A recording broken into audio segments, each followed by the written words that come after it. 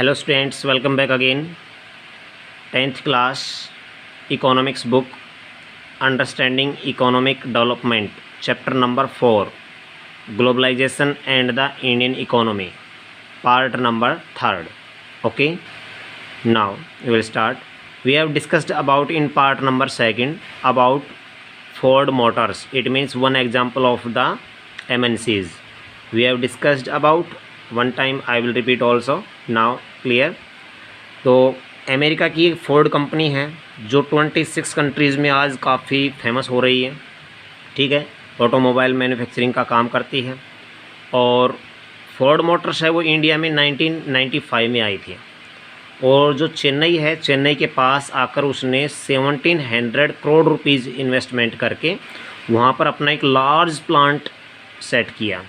ठीक है, और वहाँ जो लार्ज स्केल पर काफ़ी वो काम करने लगी, तो उसने वहाँ पर आकर के चेन्नई में, जहाँ पहले से ऑलरेडी उस जगह पर Mahindra and Mahindra, a major Indian manufacturer of jeep and trucks, जो महिंद्रा एंड महिंद्रा के नाम से जो वहाँ कंपनी इंडिया में ऑलरेडी पहले चेन्नई में थी, जो जीप और ट्रक बनाती थी, उसके साथ मिलकर के, उसके सहयोग से उसने 1700 करोड़ रुपीज़ लगा करके चेन्नई में अपनी MNCs सेटअप कर ली थी। ठीक है, फोर्ड मोटर्स कंपनी जो अमेरिका की है उसकी बात कर रहे हैं। ठीक है, तो उसके बाद में उसने जीप और ट्रक्स वाली इस कंपनी के साथ में सहयोग ले लिया। ठीक है, और 2014 में फोर्ड मोटर्स है उसने 77,000 कार जो बनाई इंडिया के मार्केट में और उनको बेच दिया। इंडिया में ही बेचा, बनाया, गाड़ियों को बनाया किसने? फोर्ड मोटर्स ने बनाया। और इस फोर्ड मोटर्स ने इंडिया के अंदर 27, देखिए कुछ पॉइंट्स हैं यहाँ पर, कहीं 2004 की बात आएगी, कहीं 2014 की बात आएगी, तो मैं आपको बता देता हूँ क्लियर। 2004 में इसने 27,000 कार बेची थी इंडिया में। और किसी की बुक में ये हो सकता है बेटा 2014 का अगर रिकॉर्ड है तो उसमें 77,000 कार्स जो थी वो सेलिंग की थी इंडियन मार्केट में, किसने? फोर्ड मोटर्स ने। ठीक है, उसके बाद हम बात करते हैं कि जो 27,000 कार बेची थी तो उसमें वो 24 या 77, अगर हम बात करें, अलग अलग पॉइंट्स आ सकते हैं आपके, वो 1000 कार जो थी वो एक्सपोर्ट की गई थी इंडिया से अफ्रीका में। कुछ एक उसने इंडिया में बेच दी। ठीक है, बाकी अदर्स कारें थी वो क्या की उसने?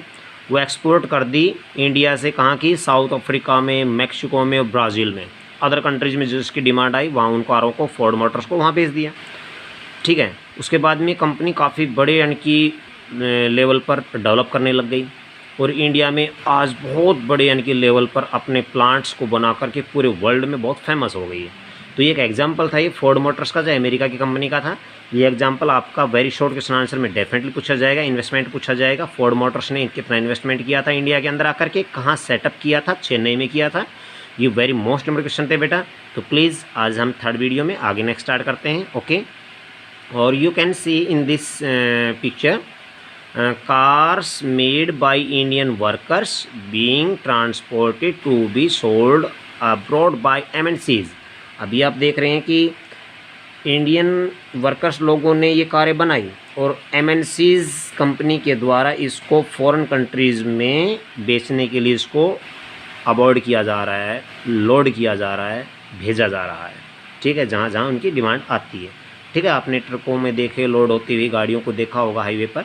तो आगे पॉइंट चलता है हमारा आज का नया टॉपिक जो है foreign trade and integration of markets. ठीक है, विदेशी व्यापार। ठीक है, फॉरेन ट्रेड विदेशी व्यापार एंड इंटीग्रेशन ऑफ मार्केट्स, मतलब कि बाज़ारों का आपसी सहयोग, एकीकरण। ठीक है, इंटीग्रेशन एकीकरण भी कह सकते हैं। ठीक है, तो ये पॉइंट्स हमारा है। तो आइए चलते हैं कि किस तरह से ये फॉरेन इन्वेस्टमेंट होता है, किस तरह फॉरेन ट्रेड होता है और कैसे मार्केट्स तक उसको पहुंचा करके उससे यानी कि काफ़ी प्रॉफिट लिया जाता है। For a long time foreign trade has been main channel connecting countries. हमें पता है कि लंबे समय से विदेशी व्यापार है वो पुराने समय से काफ़ी एक बड़े चैनल के रूप में काम करता हुआ आ रहा है, जो आपस में एक दूसरे कंट्री को जोड़ता हुआ आया है। ठीक है, उसका मीडियम रहा है, माध्यम बना है, मेन चैनल बना है। चैनल मतलब कि मेन, मीडियम, माध्यम बना सकते हैं हम उसको। In history you would have read about the trade routes connecting India and South Asia to market both in the east and west in the extensive trade that took place along these routes। ठीक है, आपने silk route का नाम सुना होगा। ठीक है, वही बातें हैं। यहाँ से जो इंडिया से एक्सपोर्ट इंपोर्ट होता था ईस्ट वेस्ट के कंट्रीज़ में, एक्सपेंसिव ट्रेड्स हुआ करते थे, काफ़ी बहुमूल्य सामानों के साथ में उसको जोड़ा जाता था, भेजा जाता था। ठीक है, तो इससे काफ़ी यानी कि गहन जो व्यापार, एक्सटेंसिव हम कह सकते हैं, एक एक्सपेंसिव होता है, एक एक्सटेंसिव होता है। तो गहन व्यापार मतलब कि बहुत ज़्यादा डीपली डेली उसको आना जाना, एक्सपोर्ट इंपोर्ट करना, ये काफ़ी हमने देखा है कि साउथ एशिया से मार्केट से लेकर के ईस्ट और वेस्ट के कंट्रीज़ में हर जगह पर उसको सी रूट से भेजा जाता था। ठीक है, also you would remember that it was the trading interest which attracted various trading companies such as the East India Company into India. ये भी आपको पता है कि इंडिया के अंदर जो एक्सपोर्ट इंपोर्ट सिस्टम के करने के लिए ही ईस्ट इंडिया कंपनी ने भी इंडिया में ही आना शुरू किया था उस समय। ठीक है, वो भी तो आए थे यहाँ पर व्यापार करने के लिए आए थे, जो ब्रिटिशर लोग थे, कॉलोनीज लोग थे, इंडिया के अंदर आए थे। ठीक है, तो ईस्ट इंडिया कंपनी भी इसी चीज़ को देख करके, इसका ट्रेड को देख करके, इस चीज़ को समझ करके और एक्सपोर्ट इंपोर्ट को सोच समझ करके ही ये ईस्ट इंडिया कंपनी भी इंडिया के अंदर आई थी। ठीक है, और अट्रैक्टिव हुई थी, यानी कि आप समझ रहे हैं। What then is the basic function of foreign trade. अब फॉरेन ट्रेड है तो उसका क्या कुछ कार्य है, कैसे काम करती है, ये फॉरेन ट्रेड का वर्क किस टाइप से चलता है, तो उस पर हम डिस्कस करेंगे नाउ।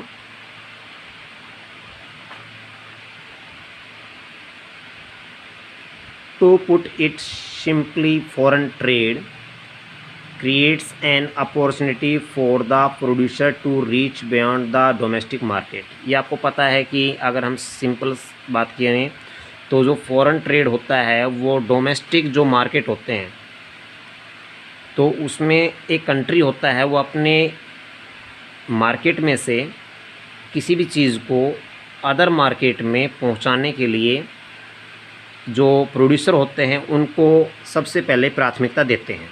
ठीक है, अपॉर्चुनिटी देते हैं कि ठीक है भैया, आपका सामान है, आपका बना है, तो फॉरेन कंट्री में भेजना है। तो डोमेस्टिक मार्केट्स हैं, जो डोमेस्टिक मार्केट होते हैं, जैसे मान लीजिए इंडियन मार्केट हो गया, डोमेस्टिक मार्केट हो गया, तो उसमें जो प्रोड्यूसर होते हैं, ठीक है, उनको सबसे पहले प्राथमिकता दी जाती है कि आप इसमें सबसे मोस्ट इम्पोर्टेंट रोल प्ले करने वाले हैं। Markets of their on countries, और जो अपने ही देश के जो यानी कि जो लोग होते हैं, ठीक है, तो अपने ही देश के जितने भी जो प्रोड्यूसर लोग होते हैं वो अपने लिए बाज़ारों में जितने भी यानी कि जो प्रोडक्शन होता है उसको नहीं बेचेंगे, वो अदर कंट्रीज में बेचेंगे। अब जैसे कि producers can sell their product not only in markets located within the country. जो प्रोड्यूसर जो हैं, जितना भी सामान जो बनता है वो अपने ही कंट्री में नहीं बेचना है, उसको अदर कंट्रीज़ के लिए निकालना है। यहाँ लिखा हुआ है not only in market located within the country but can also compete in the markets located in other countries of the world. कि अपने सामान को बना करके अपने आप ही यूज़ नहीं करना है, उस सामान को अदर कंट्रीज़ में भी सेंड करना है। अब सेंड करना है तो जब तक उसकी पब्लिक यानी कि जो जब तक उसका एडवर्टाइजमेंट नहीं होगा, जब तक उसका नेम फेम नहीं होगा किसी कंपनी का, किसी माल का, किसी चीज़ का, गुड्स का, तो कैसे बाहर जाएगी। इसके लिए पहले उनको अपना कुछ एडवर्टाइजमेंट भी करना होगा। Similarly, for the buyers, import of goods produced in another countries is one way of the expanding the choice of goods beyond the domestically produced। और इस तरह से क्या करते हैं कि वर्ल्ड के अंदर, अदर कंट्रीज़ के अंदर भी बाज़ारों में से ये जो कंपटीशन चल रहा है आज के टाइम में, इसको पूरा करने के लिए आज जितने भी जो बायर्स होते हैं, ख़रीदार होते हैं, जितने भी ख़रीदार हैं, बायर्स हैं, ठीक है, वो सभी हर एक सामान को अपनी पसंद के हिसाब से उसको अपने पास मंगवाते हैं और उनके पास काफ़ी जो ऑप्शन होते हैं कि हम किस लेवल से मंगवाएंगे सामान को। कहने का मतलब one way of the expense choice of goods, उनकी इच्छा है, विकल्प है उनके पास कि हम कितने लेवल पर कितने तरीके से उस माल को हम खरीदना चाहेंगे किसी कंट्रीज में से। ठीक है, नेक्स्ट पेज और चलते हैं।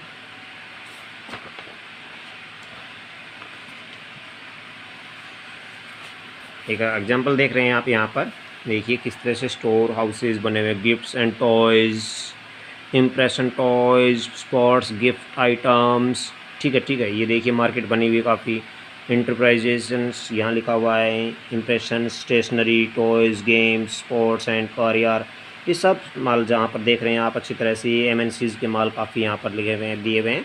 तो हम देखते हैं इसमें, let us see the effect of foreign trade through the example of Chinese toys in the Indian market. Very most important point आएंगे यहाँ पर, एग्जाम्पल देखना आप। अब हम देखते हैं कि इंडिया के अंदर जो चाइनीज़ टॉयज़ हैं उनका क्या इफ़ेक्ट पड़ा है इंडिया के अंदर। अब आपको पता है अच्छी तरह से चाइनीज़ टॉयज़ के कितने ज़्यादा फंक्शन होते हैं, और हर एक बच्चा चॉइस करता है कि मैं तो ये इस तरह का ही टॉयज़ खरीदूंगा, उसको इससे लेना देना नहीं है कि कहाँ बना है कहाँ नहीं बना है।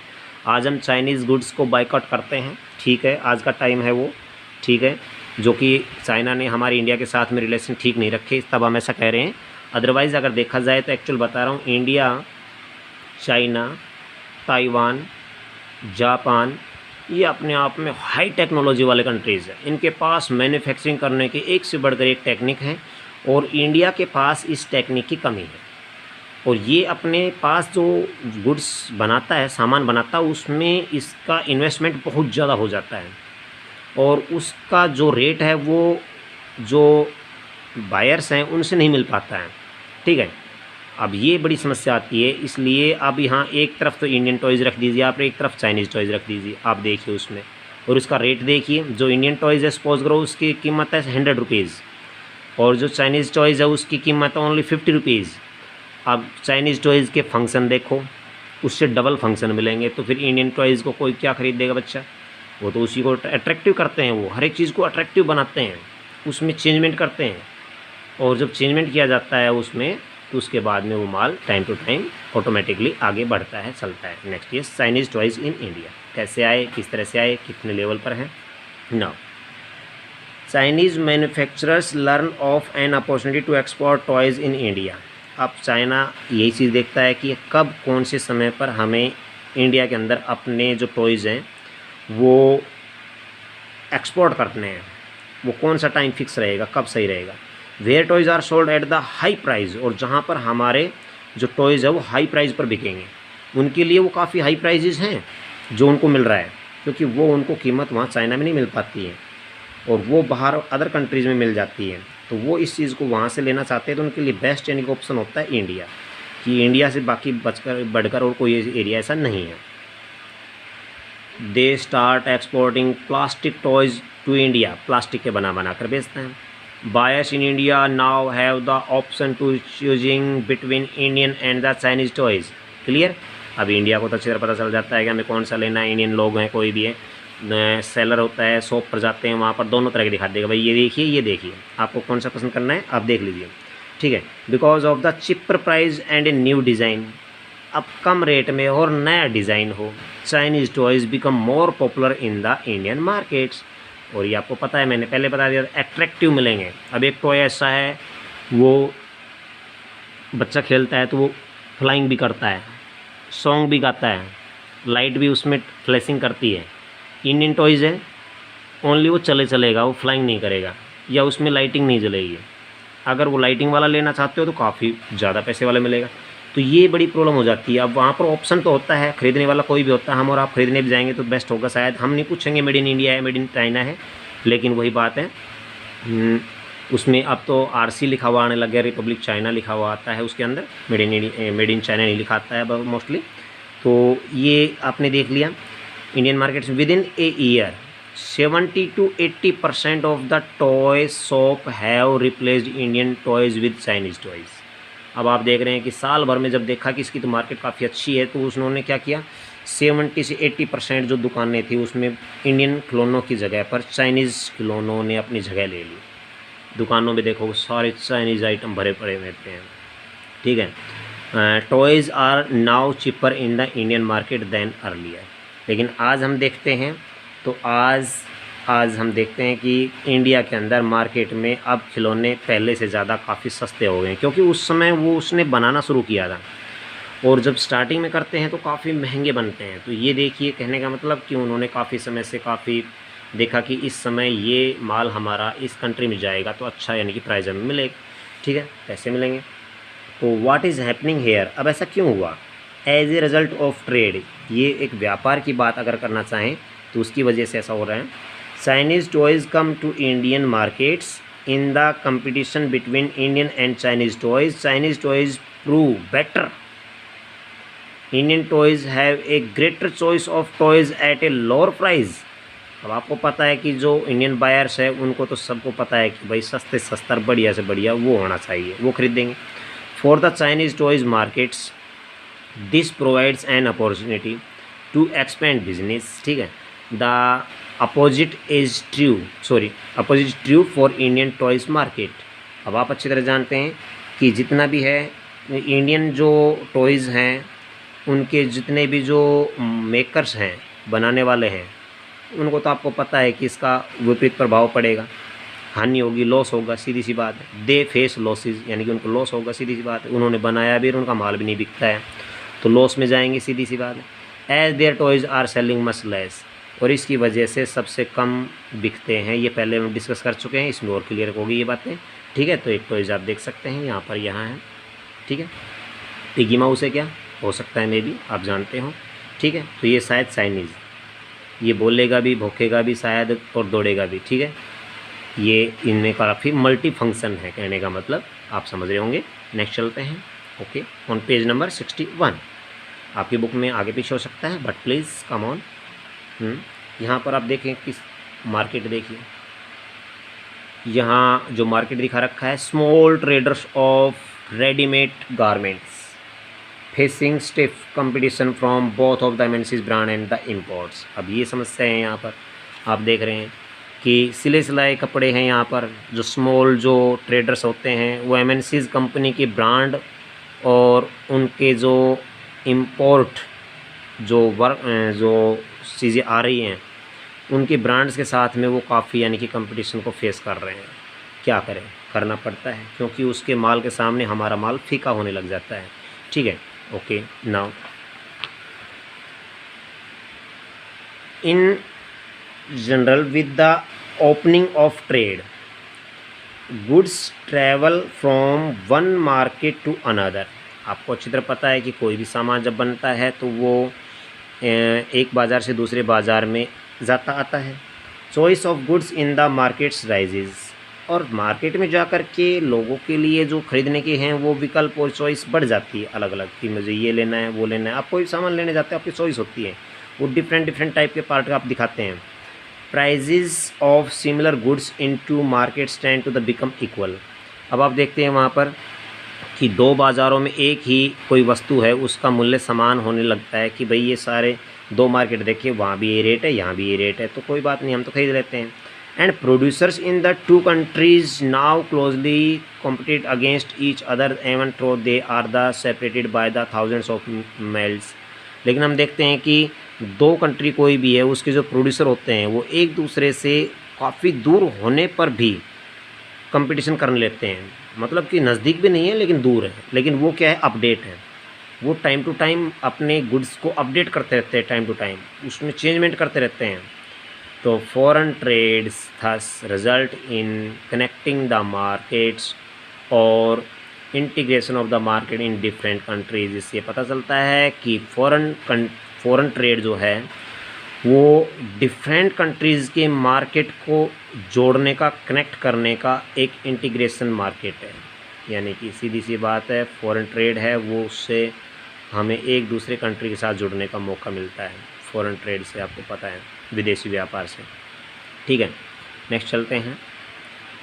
What is globalisation, very most important question बनेगा ये आपका, जो कि है कि ग्लोबलाइजेशन क्या है।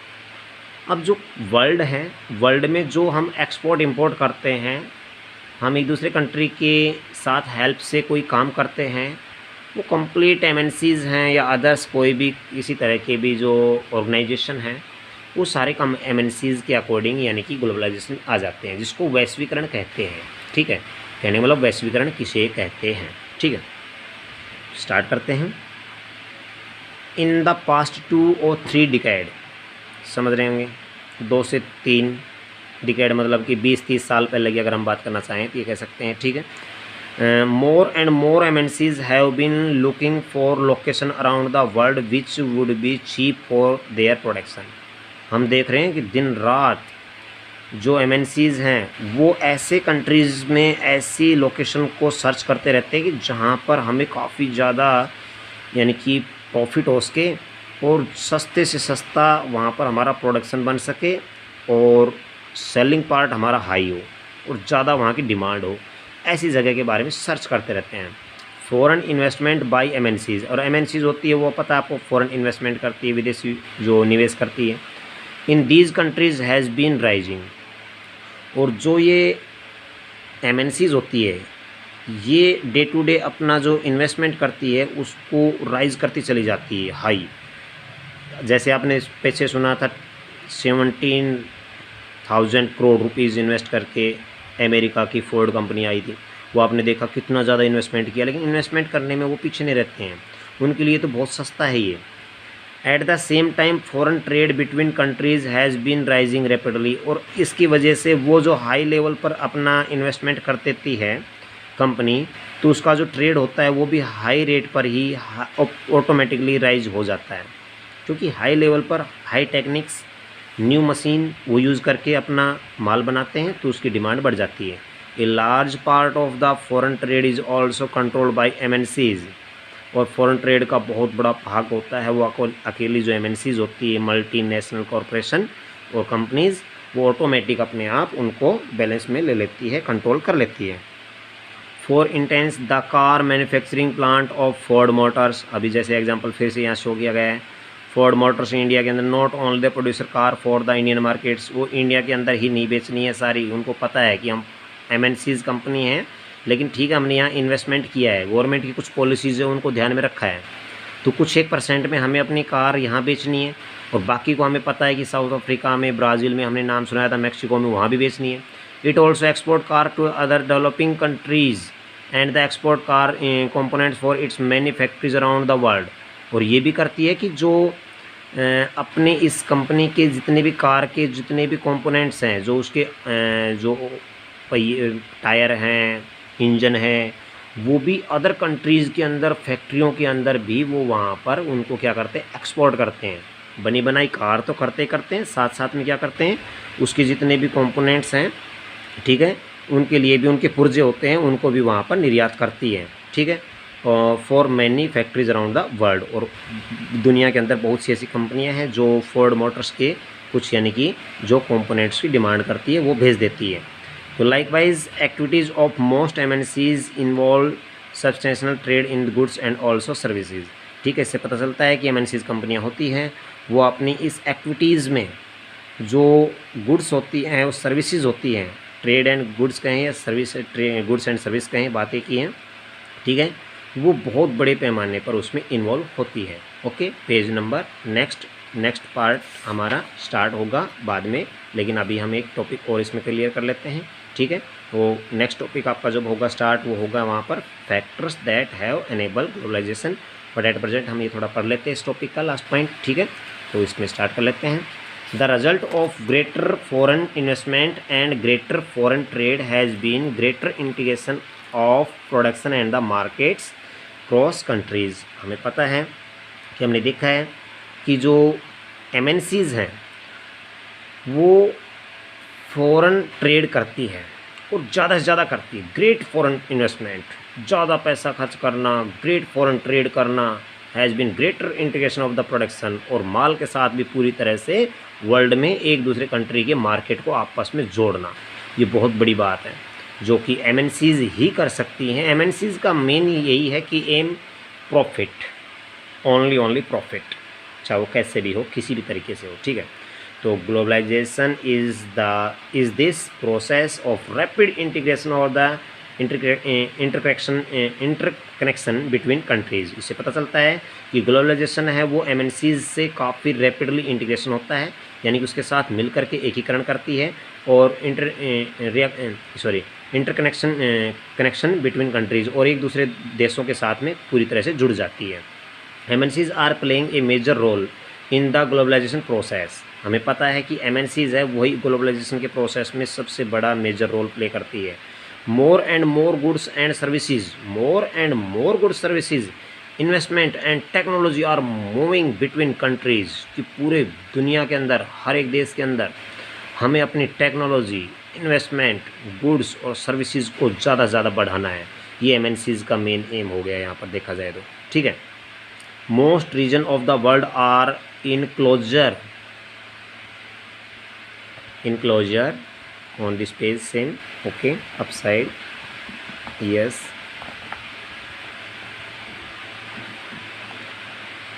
Most region of the world are in closer contact with each other than a few decades back. अभी कुछ सालों पहले हम देखते हैं कि वर्ल्ड के अंदर बहुत से ऐसे कंट्रीज़ हैं जो MNCs के साथ डे टू डे आकर के एक दूसरे से जुड़ गई हैं। Beside the movements of goods, services, investment and technology, there is one more way. ये तो थे ही थे, क्या क्या थे? Movements of the goods, services, investment, technology. इसके अलावा one more way in which the countries can be connected. एक और बात है सबसे बड़ी कि इसके साथ साथ बहुत से जो ज़्यादा देश है वो जुड़ रहे हैं, आपस में जुड़ रहे हैं, उनके मीडियम से वो अपना वर्क कर रहे हैं, ठीक है, उनके साथ मिलकर वो काम कर रही है। This is through the movement of the people between countries, और इसी की वजह से ही लोग एक दूसरे देशों के बीच में मूवमेंट करना शुरू किया उन्होंने, वरना कुछ भी लेना देना नहीं होता तो लोग नहीं आते, नहीं जाते, ठीक है। कॉल सेंटर भी, ट्रेड सेंटर भी खुले हुए हैं इंडिया के अंदर, बहुत से ऐसे हैं। ट्रेड सेंटर से भी काम चलता है जहाँ पर व्यापारिक केंद्र होते हैं, ठीक है, वहाँ पर बड़े बड़े कॉल सेंटर बना रखे हैं, उसमें माल का आना जाना, सर्विसेज का कहाँ डिमांड कैसी है, जो कि हम चैप्टर के स्टार्टिंग में पढ़ा था, वो सब काम होते हैं। People usually move from one country another in the search of the better income. और ये भी क्लियर बात है कि लोग ज़्यादा से ज़्यादा यानी कि अपनी इनकम को बढ़ाने के लिए और पैसा कमाने के लिए एक जगह से दूसरी जगह पर जाते हैं। बेटर जॉब और द बेटर एजुकेशन, और यही बात है कि MNCs के साथ साथ लोग भी अपनी अच्छी इनकम, अच्छी जॉब और अच्छी एजुकेशन को लेने के लिए लोग हर तरह से एक दूसरे देशों में आना जाना शुरू कर देते हैं।